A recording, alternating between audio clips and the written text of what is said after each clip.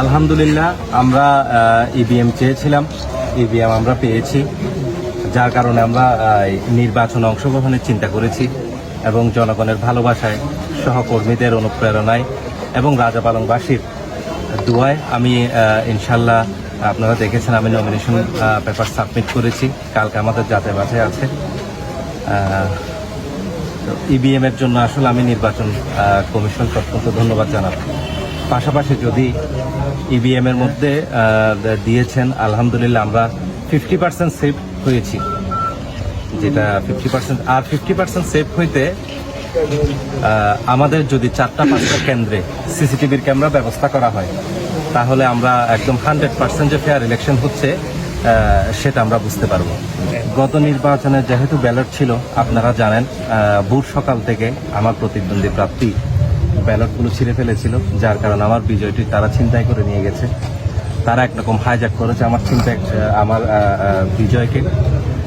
এবার আমরা আশাবাদী উপজেলা প্রশাসন, জেলা প্রশাসন সহ সারা বাংলাদেশ একটি সুষ্ঠু নির্বাচন দেখবে, এটাই আমি আশাবাদী। সিসিটিভি আসলে আপনারা জানেন লাস্ট যেটি ইলেকশন, এটা বিভিন্ন জায়গার মধ্যে কেন্দ্রগুলোতে একটু দেখতে গিয়েছিলাম। ফিঙ্গারটা নেওয়ার পর ভোটারদেরকে বের করে দেয় কেন্দ্র থেকে। তারা ওই ব্যালটের যেটা আপনার ঘর আছে সেখানে গিয়ে তারা আপনার নিজেদের ভোটটা, তারা মানুষের ভোটটা আমার প্রতিপক্ষের যারা থাকে তারাই দিয়ে দেন। তো আসলে আমি সিসিটিভি চাচ্ছিলাম ফলিয়াপাড়া কেন্দ্রে, দরগাবিল কেন্দ্রে, পাতাবাড়ি কেন্দ্রে, উকে হাই স্কুল কেন্দ্রে। এই 4টা কেন্দ্রের মধ্যে যদি সিসিটিভির ব্যবস্থা করা হয়, তাহলে ইনশাআল্লাহ মানুষ একটি সঠিক এবং ফেয়ার ইলেকশন দেখতে পাবে বলে আমি আশা করি। কুতুপালং এবং ফলিয়াপাড়া এই দুইটার আশেপাশে পুরোটা ক্যাম্প আপনারা জানেন। এখানের মধ্যে বিভিন্ন রোহিঙ্গা এসে ঝামেলা করার চেষ্টা করে।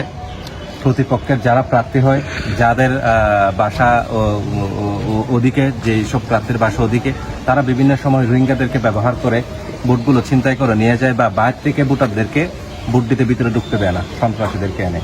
তো এটা যদি সিসিটিভির আওতায় আনা যায়, আমি মনে করি 100 ভাগ আপনার নিরপেক্ষ এবং অবাধ সুষ্ঠু একটি নির্বাচন হবে। জয়ের ব্যাপারে আমার চাইতে আমার কর্মীদের সবচেয়ে বেশি আত্মবিশ্বাস।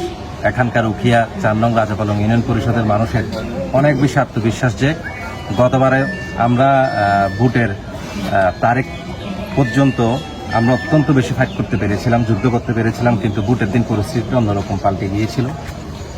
আমাদের কর্মীদেরকে, আমাদের এজেন্টদেরকে বিভিন্ন বুথ থেকে বের করে দেওয়া হয়েছিল, কেন্দ্র থেকে বের করে দেওয়া হয়েছিল। তাইতে 100 গুণ বেশি শক্তি নিয়ে আমি ইনশাল্লাহ মাঠে নেমেছি। এবার ইনশাল্লাহ আমার থেকে বিজয় করা সম্ভব না। আমি যদি নির্বাচিত হই, আমি যেহেতু তরুণ, প্রথমেই আমি আমার তরুণ ভাইদেরকে নিয়ে চিন্তা করব। আপনারা জানেন কিছুদিন আগে উপজেলার মধ্যেও প্রশ্নটা উঠেছিল আমার তরুণ ভাইদের চাকরি নাই। এই উখি উপজেলা একটি রোহিঙ্গা অধ্যুষিত এলাকা, এখানে অনেক এনজিও রয়েছে। তারা আমাদের স্থানীয় যারা সন্তান আছে, যারা শিক্ষিত যুবক আছে, তাদের চাকরিটা নিশ্চিত করার জন্য আমার প্রথম যুদ্ধটা শুরু হবে। দ্বিতীয়ত, আপনারা জানেন রাজাপালং ইউনিয়ন পরিষদের জন্ম নিবন্ধন নিয়ে কি পরিমাণ কষ্টে আছে মানুষজন। এটি আমি আমার সর্বাত্মক চেষ্টা করবো এটি সমাধানের। 3 নাম্বার, আপনারা জানেন সরকার যে বিভিন্ন অনুদান ইউনিয়ন পরিষদে পাঠাচ্ছে, সেখানে দলীয় কর্মী ছাড়া সাধারণ মানুষ সেগুলো পাচ্ছে না। আমি ব্যবস্থা করব দলীয় কর্মী হোক আর সাধারণ মানুষ হোক বা যে কেউ হোক, যে আসলে সেই কার্ড বা সাহায্যগুলো পাওয়ার যোগ্য, তাদেরকে সেই সাহায্যগুলো দেওয়ার আমি চিন্তা ভাবনা করবো, চেষ্টা করব।